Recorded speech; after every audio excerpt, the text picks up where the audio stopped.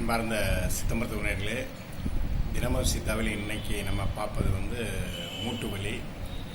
இந்த மூட்டு வலிக்கு ஆரம்ப நிலையில் இருக்கிறவங்க நொச்சி இலையும் அதை அரைச்சி அந்த விழுது கூட கொஞ்சம் வேப்பெண்ணெய் விட்டு வதக்கி இளஞ்சூட அந்த மூட்டு வலியில் கட்டிட்டு வந்தீங்கன்னா அந்த மூட்டு வலி படிப்படியாக நீங்கும்.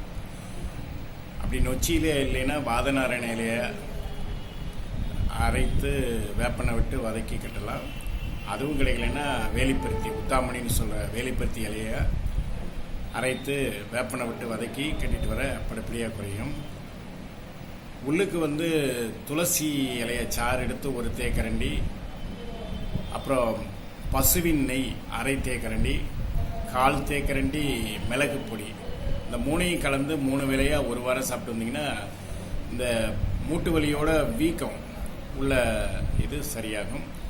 இதற்கு சரிப்படாமல் குணமாகவில்லை என்றால் பக்கத்தில் உள்ள சித்த மருத்துவர்களை நீங்கள் நாடுங்க. அப்படி இல்லைன்னா எங்களை நீங்கள் தொடர்பு கொள்ளணும்னா எங்களுடைய தொலைபேசி எண் 9043545750.